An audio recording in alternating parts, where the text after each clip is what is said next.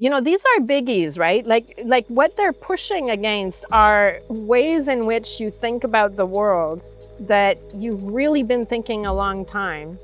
And they're really big assumptions that you're making.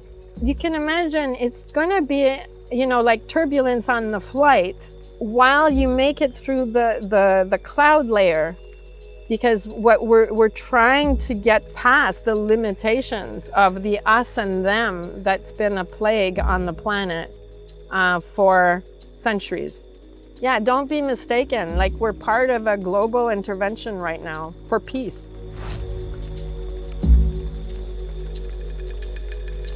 Hello everyone, welcome to Soul Weather, your mid-month energy check-in. I'm Dany Lyne. I'm an intuitive, and for the last 20 years, I've been co-creating wellness and aligned manifestation with folks worldwide, physically, emotionally, mentally, and spiritually. In this series, I'm going to tap us into the main energy through line so that we can alchemize the expansions and the contractions of the life force into our sacred flow.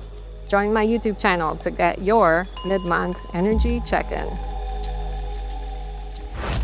Good evening and good morning wherever you are, and welcome to Soul Weather. And this is the September energy update.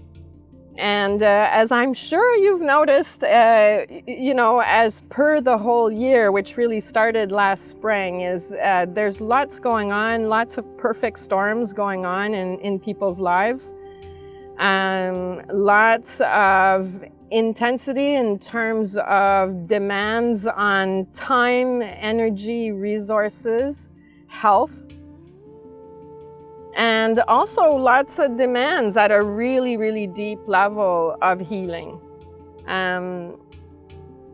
So, just before I start channeling, it's just honoring that the level at which right now, it's like the word healing doesn't mean the same as it did before, basically, is how I'm sitting in it, in the middle of it. Healing used to have, a certain texture, and it's like you'd get things in order and things would kind of just flow.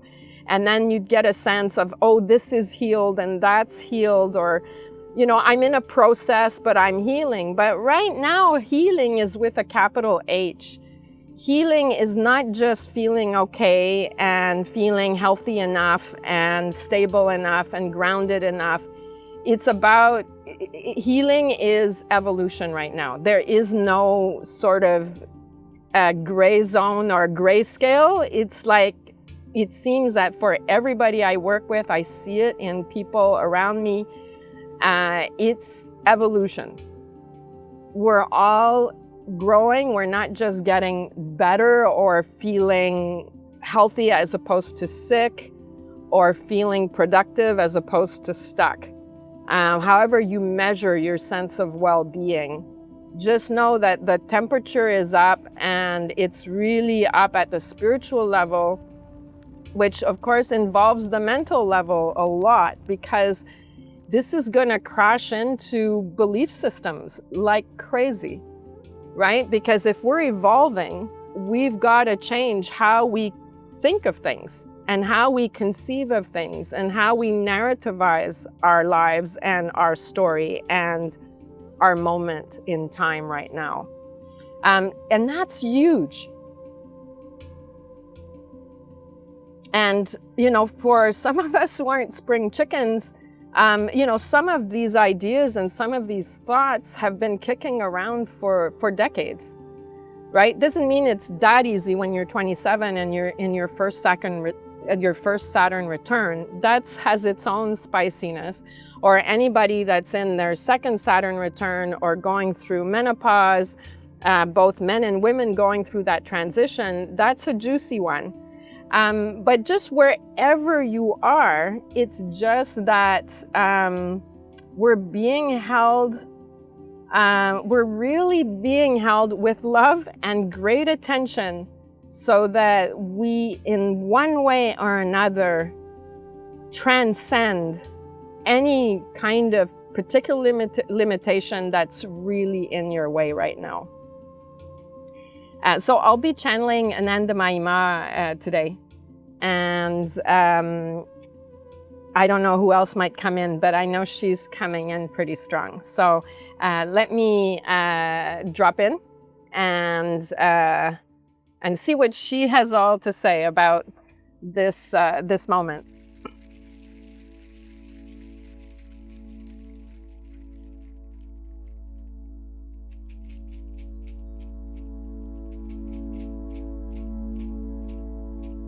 I always worry she's going to go, no, no, no, no, right? Or whomever I'm channeling. But she's saying she agrees.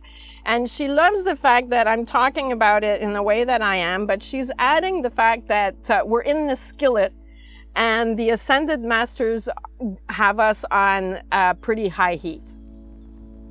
There's no question. And it's, you know, happening at a humanity level. It's happening globally. There's definitely a heightened sense of, I'm hearing the word urgency, but I know she's not talking about emergency and then we all have to panic and go into fear. That's not what she's talking about. It's more urgency in terms of the importance of the now, the importance of this moment, the importance of being grounded in the task at hand and the growth at hand.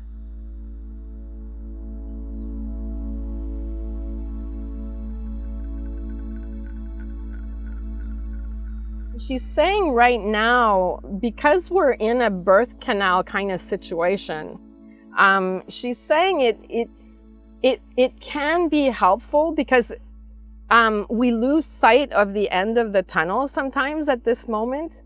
And so it would be interesting, she says, as an exercise for support to kind of give yourself a sense of a day one at some point, and then counting through the steps so that you can systematically and on a map see where you are in the birth canal of this moment, of whatever you're identifying and whatever title you're giving to this particular moment of transformation.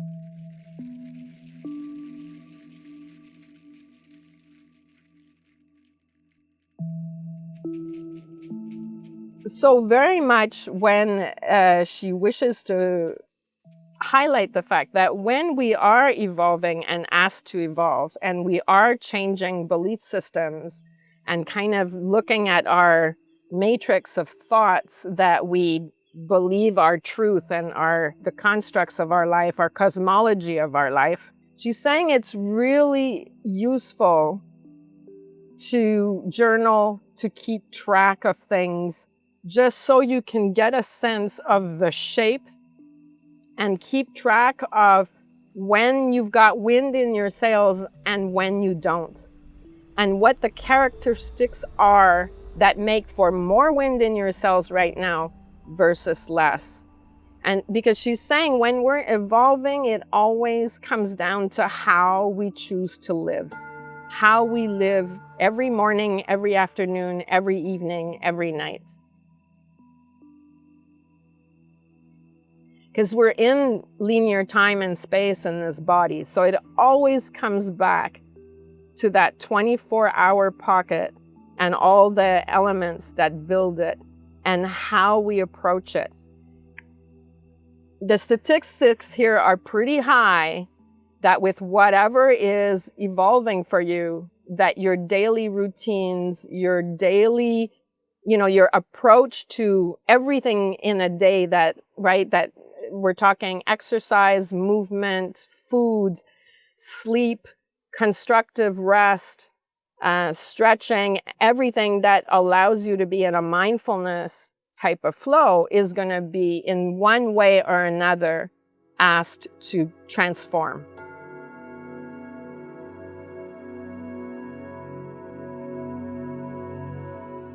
She says that is, she's showing me feet, right? One foot in front of the other. And the fuel for that one foot in front of the other, steady with the growth and steady with the focus, is the map and the steps of every day.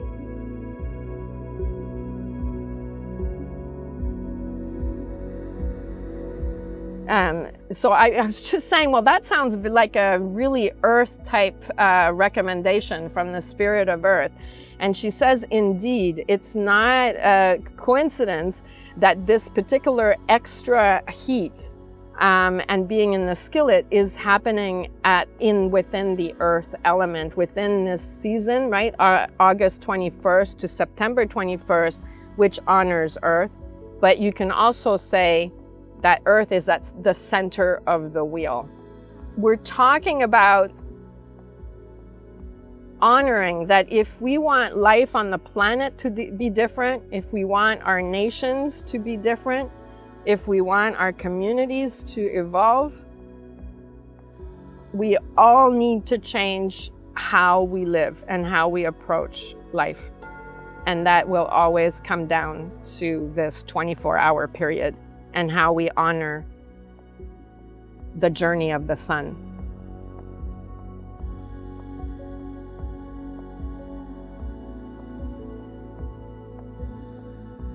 And she says this is where you're going to find your power.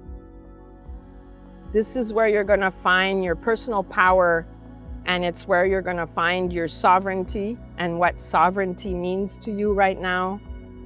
And this is where you're going to find that you have the capacity to implement in a very gradual way through the days in the birth canal to implement and allow for changes to occur.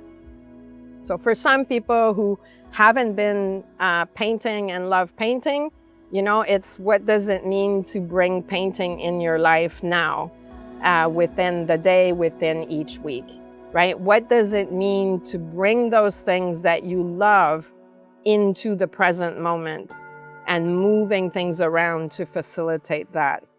Because she's saying as much as we're in the now, you know, the earth element being the transitional element between yin and yang, she says we are laying in the foundation right now for the transition into the fall. I mean, in North America, you have Labor Day marking this moment. So it's such a moment, and the whole academic calendar matches that.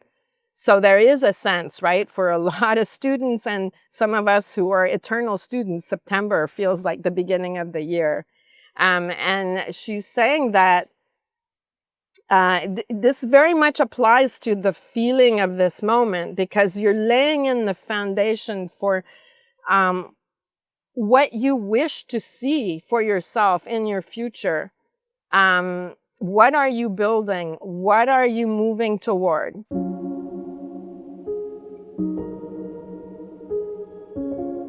And then we go into metal, right? What needs to stay and what needs to go?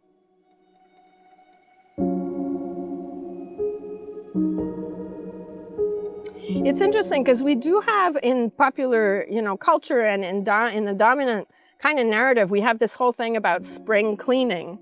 But she's really saying, right, as we move toward the fall, we move into a very, very powerful time of cleansing, right? We're moving towards the lungs and the colon, the inhale and the exhale, and the absorption of nutrients and the rejection and clearing out of toxins.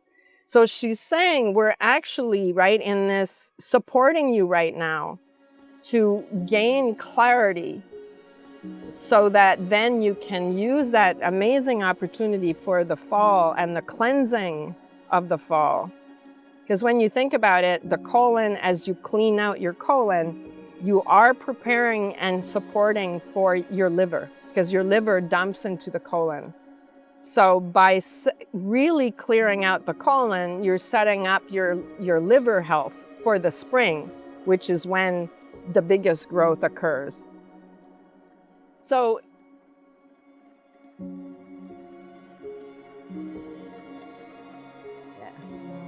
she's saying very much so that if we can look at the fall, right, which is a kind of sunset, right, moving into the yin, moving into the depths of the earth, that what we do now and how we use that energy to cleanse and select and gain insight about what doesn't belong, and also in terms of architects of survival, right? It's not just external, it's internal, like the language of the parts, and what I call the architects of survival, the structures of survival, all of that. That's what we're talking about. The more we meet those elements of our lives which are outdated, you could say, and thwarting us, right? The more we're then going to calibrate through the winter, restore, and burst into the spring. So she says there's really great sort of truth in this academic calendar, as you have it in North America, of the fall being the beginning in terms of launching into a new program, new courses, right? She says that's very much the energy right now. And like a student getting ready to meet a course load of 4 or 5 courses, they're going to have to adapt their schedule to meet the demands of those courses. So she says really right now, that's what she encourages us to meet that kind of, you could say, attitude, because she says that's going to buff you up for you to sustain, right, the course load, basically, that you're in right now. Because when we say we're in the skillet spiritually, it's a curriculum, it's a course load.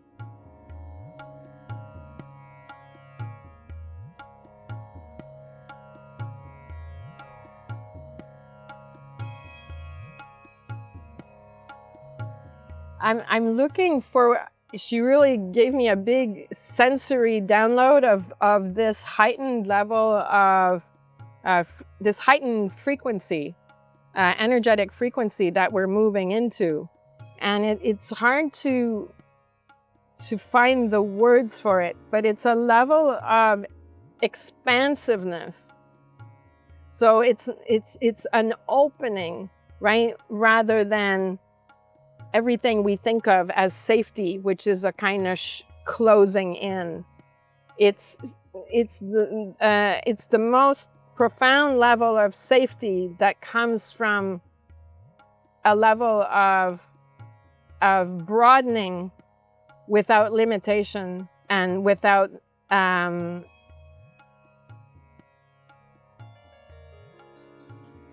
I want to say boundaries, but I'm not talking about healthy and unhealthy boundaries.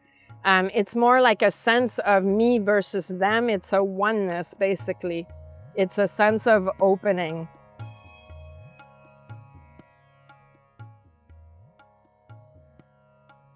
And so you can imagine, if the more we move toward, I'll just call it the oneness right now, that seemed to work. You can imagine how many ideas that we have in our heads about us and them, and how we think of ourselves as separate from others, or our families as separate from other families, and all the ways in which we have stories of, right, that define groups that are here and are these people versus these people, or whatever.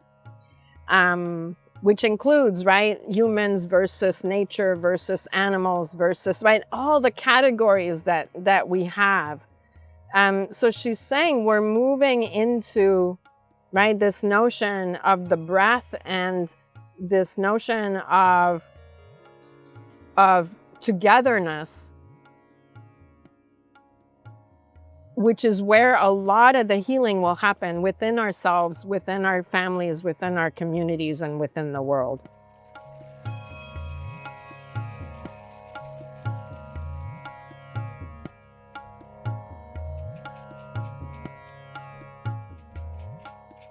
Yeah, like she's saying, it's like, why aren't you doing your yoga right now for some reason? Why did that drop off? Or why aren't you doing that other thing that you love and that really supports you? By the way, like why is that not, where are all these things somehow? And how many things have been dropped off? And she says these are the very things that support you. They're the very things that help you transform more easily because they make you more malleable. And she's saying those are all really, really important right now.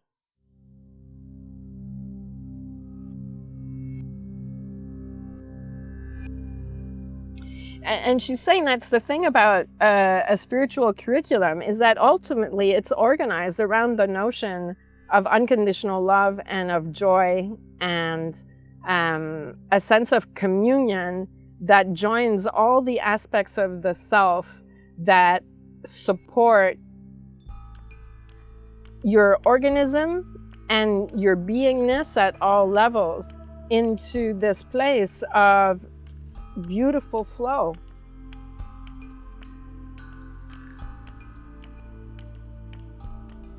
So if you find yourself, right, cranky, and you're driving your car and you're getting a crank attack, well, what's going on? Like, why are you in the car? Where are you going? What do you think that's so important, but yet rubs you so the wrong way? And what's that about? You know, whether it's a change of what the thing is or a change of how you look at the thing and how you conceive of the thing.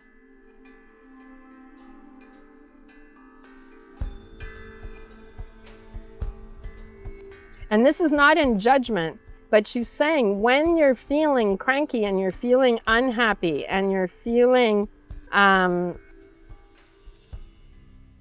beleaguered in one way or another, she says, know that with this energy and being in the skillet, there is a way out.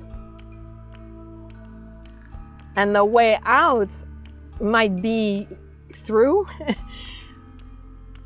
or whatever it is, but there's a way. The way out means that there's the possibility of transformation right now is really, really potent. And if you breathe and you settle and you get past the crankiness, creativity, imagination is gonna kick in, and you're gonna realize that this thing you've been doing for 40 years, you actually don't need to do it, or you don't need to do it in that way anymore. You actually don't. So the crankiness and where you feel beleaguered and you might feel overwhelmed or you feel victimized, whatever that oppression is, she is saying that your head is under the clouds. And what she's saying right now is the energy is really there for you to be able to, if you just, you know, give yourself that opportunity through whatever means works for you. You know, like me, and when in doubt, I throw myself in the kayak and suddenly my head's above the clouds and I see the sun, right? So whatever that is for you, that helps you just at least pop out and look around and to know there is an alternative, there is a different way, and that you're being really supported and loved to pop, you know, and there's a velocity that will support you in popping your head up above the clouds and structure things differently in your mind, in your heart, and in your 24-hour day.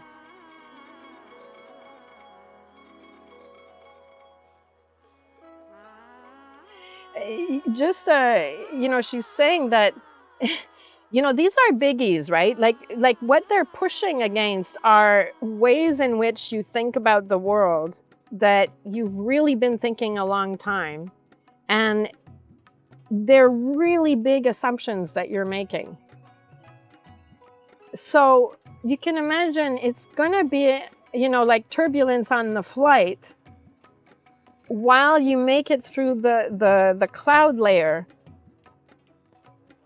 Because these assumptions, you know, you might be coming by them like super honestly, meaning, you know, 4 generations of it, or 5 or 10, right? That intergenerational trauma here, this is classic, right? Those kinds of survival mechanisms, those kinds of imprints.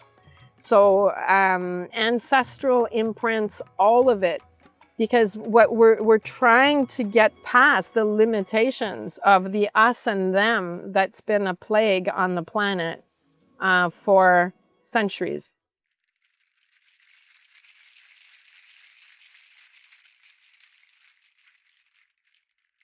It's your beautiful imagination, it's your beautiful creativity, it's your intellect, It's your capacity for sustainable engagement and integrity and honesty and the flow of abundance.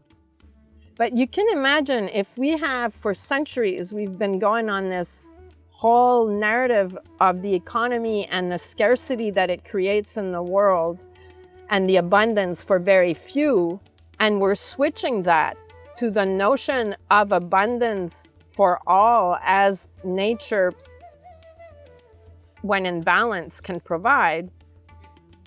We've got to fly through some turbulence, right, to access and break through that nonsense and the intensity of that nonsense that's been shaping our lives and for many generations.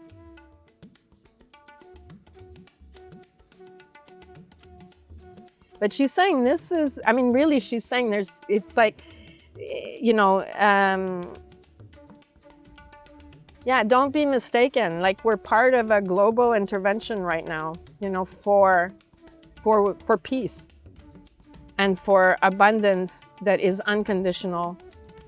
And that will be true within every 24 period of your life, and the flow, and then the flow in your families, your communities,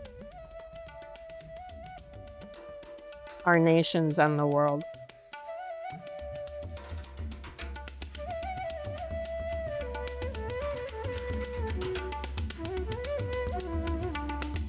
Yeah. Blessings. Thank you.